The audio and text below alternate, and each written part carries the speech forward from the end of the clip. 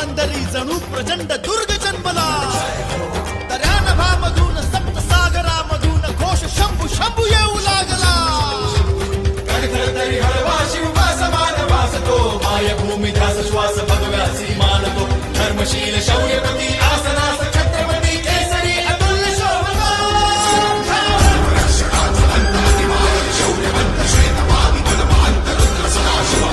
शास्त्र नीती कीर्तिमंत शौर्यवंत राजसी कुशाग्र बुद्धिवंत शोभला.